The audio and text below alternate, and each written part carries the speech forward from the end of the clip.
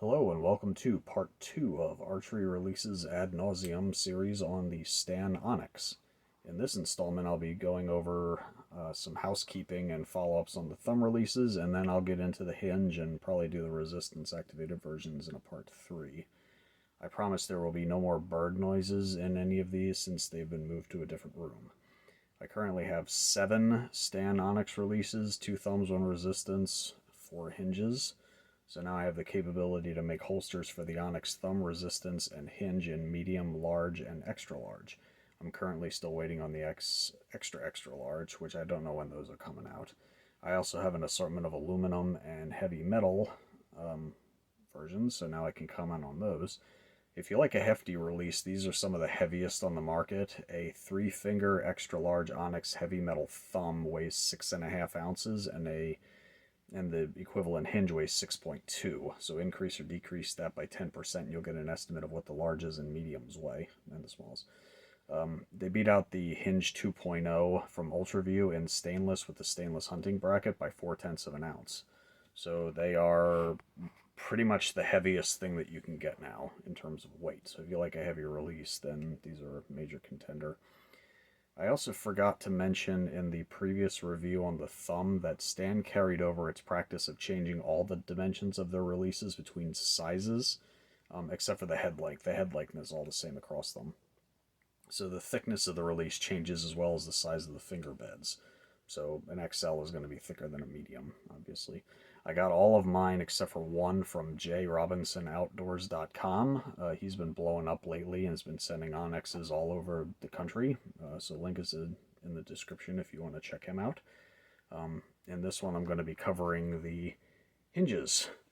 So with that being said, let's go on to descriptions or housekeeping. I received a request in my comments on the previous video on how to set up the trigger on the thumb release version of the Onnex, so I'm going to make a separate video on that, just to have it make it something that's more easily searchable than this review video. And I think this video is going to be pretty long, so I don't want to make it any longer than it already is. I don't think there was anything else particularly pressing about the thumb, other than some people seem to think that the Onnex is thicker or bulkier than the Perfex. I don't personally find that to be the case because the dimensions of the finger beds as well as the overall sizing are exactly the same.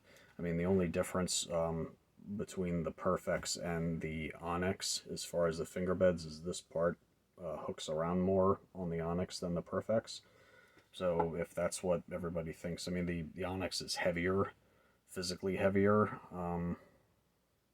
but I don't think there's anything else that really distinguishes the two in terms of what else would make it bulky.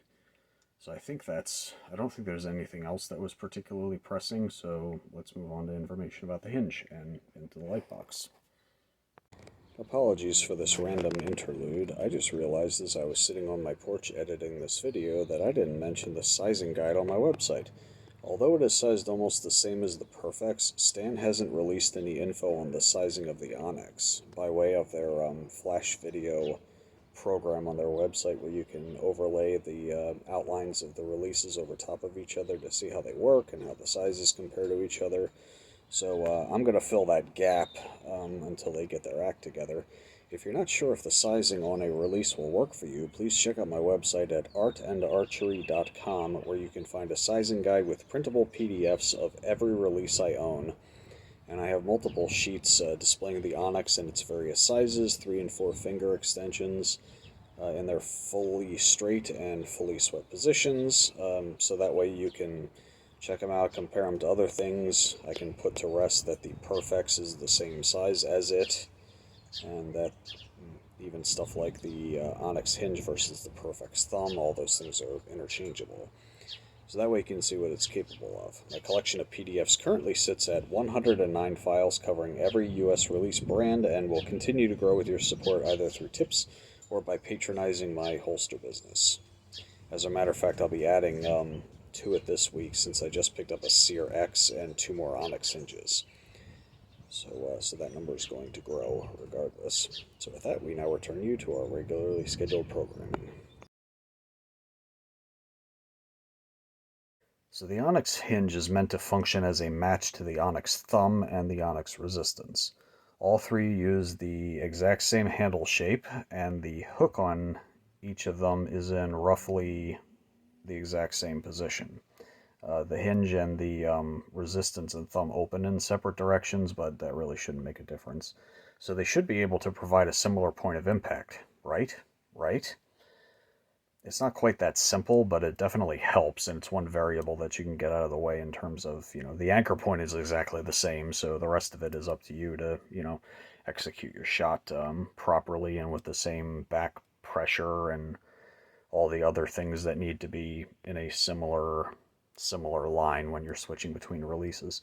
The hinge comes with the same accessories as the thumb and the resistance. It comes with a 3-finger and 4-finger finger extension, trainer lock pin, short and long thumb barrel posts, large and small thumb barrels, and the Allen keys to adjust the sear and move the thumb barrel.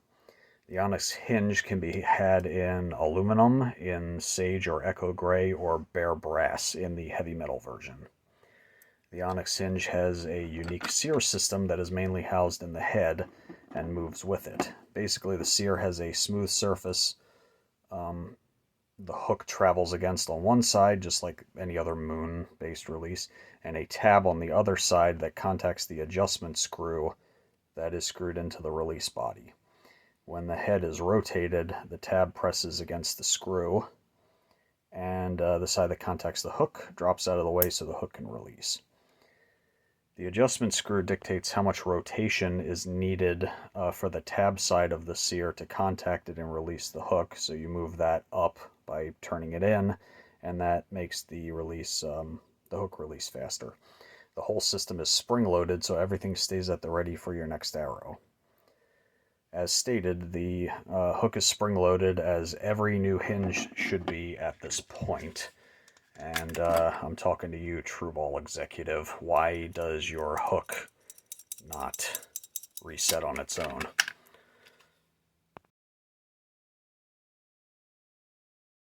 Similarly to its predecessor, the Morex release, the click for the Onnex is machined on the hook, which they used to call a hasp for some reason. To switch between click and no click, you remove the screw on the side of the head, slide out the pin that is holding the hook and the return spring in place, lift out the hook and the return spring, hook the spring around the hook again, replace the hook, run the pin back through the head, and reinstall the screw holding it in place. Should be pretty easy to do, but I'll do another video, a separate video demonstrating this when my click hooks actually show up. It comes with a smooth no-click hook, and the packaging says it's supposed to come with a click hook. As of the completion of this video in May, Stan shipped out the hinges without them because they hadn't made them yet, and they are not slated to start shipping the click hooks until the end of May. So anyone who shoots a hinge with a click will have to wait until June to actually start using the release they could have already received as early as April, like myself. To appease their customers, there is a card in the box that states to receive a click hook, you have to either call them or be put on, so you can be put on a list, or email them your info and they'll send you the ones that you are due when they are finished. They didn't actually say what length of click they're sending out, but at this point, or at some point in the future, they're supposed to offer different lengths of click that can be purchased separately, just like the Morex. I use a click as a go, no-go, and an indicator that my release is about to fire. Some people pull through their click, some people start their shot process at the click. So I'm no good with a no-click hinge, and I have to wait until I receive mine to tell if I can even shoot this thing efficiently. So that's annoying and very disappointing. So I'll move on to the next thing. So one of the selling points and new features of the Onnex hinge is what they're calling the draw lock. It's a system that keeps the hook from releasing when you press down on the thumb barrel. It's a similar principle as a resistance release where you hold it down on the draw, let it go when you come to anchor, and then begin your shot process. In the case of the Onnex hinge, pressing down on the thumb barrel causes a little tab under the hook side of the sear to rise, and prevents the sear from lowering down far enough to release the hook when the head is rotated. Some people online expressed some apprehensions of the concept when it was introduced. It is thought to be redundant if you know how to draw with a hinge properly, and something else that has the potential to fail in the long run. Stan's engineers considered this when they designed it and made it possible to disable this function by locking down this bolt on the back of the spine of the release. When you lock this down, it locks this in the up position so you can't press it down. Doing that immobilizes the internal linkage, and then it functions as a traditional hinge. Well, in that respect, at least. Personally, I believe having this function makes it a viable candidate for an archer's first hinge, since your thumb is on it anyway, and the thumb barrel travels so little to activate it that I can't really see a drawback. I mean, that is, unless you're one of those people who draw without a thumb peg, in which case more power to you, and it really won't matter whether it's on or off. At the moment, there are only two other hinges with safeties on the market, the Trueball Sweet Spot and the Carter Honey, not counting their variants like the Sweet Spot Pro, Sweet Spot Pro Flex, Carter Honey 2, and then the 3 and 4 fingered solid handle variants. So someone in the market for a hinge with a safety now has a third option, and that would be the Onnex hinge. For the rest of us, you still have to draw it like any other hinge, so use it or don't use it if you're experienced with hinges. If you're not experienced with hinges and you want to learn to use a hinge, then utilize this and the trainer lock pin. Then you can either disable it when you're comfortable enough to draw without fear of a misfire, or just keep using it and just know that the next hinge that you use, if it's not the Onnex and doesn't have a safety, that you have to practice and get used to it. Now, there are two things of note on the draw lock system that are worth noting. First, when you loosen the bolt on the back that locks the system down, there isn't anything that would keep this from potentially walking itself out over time. So if you plan on using the draw lock system, you might actually be better off just removing the screw entirely and storing it with the rest of the extra parts. Its absence does not influence the amount of travel on the thumb barrel. It moves just from there to there. That's it. And whether that's well, if it's in all the way, it locks it, but whether it's out a little bit or out entirely, it doesn't make a difference. But it has, if you do loosen it up, it has the potential to fall out and get lost. You could put some string wax or purple Loctite on the threads to keep it from moving, or you could just take it off. It doesn't make a difference if you're planning on using it. Secondly, based on how the sear system works, as I described earlier, I noticed that you can use the draw lock to turn this hinge into a release trigger if an occasion arises where you need to get the shot off quickly. To do this, you can hold the draw lock down at full draw, shift your hand to where it would normally go off if you were executing your shot, or just grab a big old handful of release while holding the draw lock down so the sear is in contact with the adjustment screw, and then when you release the thumb peg, the draw lock will disengage and the sear will move and release the hook. At this point, I will pause and insert a video of myself demonstrating. So, draw lock engaged, draw bow with draw lock still engaged, anchor, grab handful of release or pull back, release hook, instant release trigger. So while I'm pretty sure that's not what they designed it to do, and it really actually doesn't take a whole lot of practice to do it, it is doable and something you can pull out whenever you would think it would be pragmatic to do so. My club or local club has a few novelty targets that you shoot while the target is moving, so a nice punchable trigger is necessary to get it right. And I can see myself utilizing this method instead of switching between a thumb release and my hinge, even though I carry at least two of them at any one time. It also allows me to use it while I wait for my click hook, which I griped about previously. The trainer pin, just like every other stand release, the Onnex hinge will accept the trainer pin. It goes into this hole in the head and keeps the hook from releasing even if the sear is no longer holding it in place. This allows you to practice drawing and executing shots without loosing any arrows. Now, contrary to the Onnex thumb and resistance, which I was singing the praises for in the previous review, for doing everything with one single 5/64 inch Allen key, the Hinge version requires different sizes of Allen key to make adjustments, specifically to unlock the set screw that locks down the travel adjustment, and to remove this screw here in order to install a different hook. Is it a big deal? No. These ones actually work with a foldable key set, unlike a certain other release that I already admonished before that requires a bunch of different ones that nobody can get and doesn't come in a key set.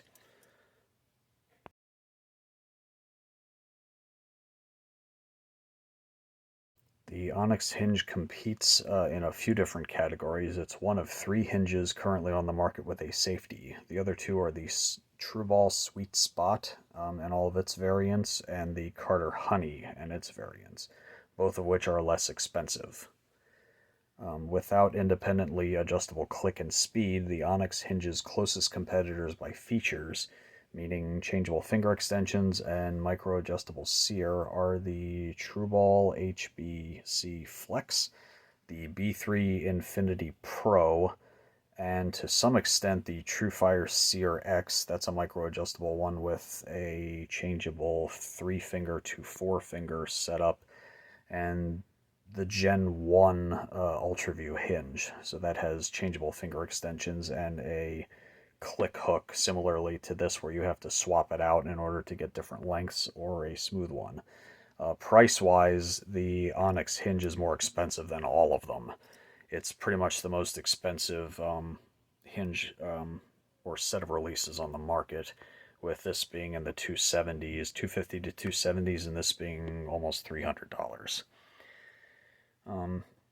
The UltraView hinge 2.0 kind of competes with it for price anyway. This setup here with the stainless body and the stainless hunting bracket runs $299, similarly to this.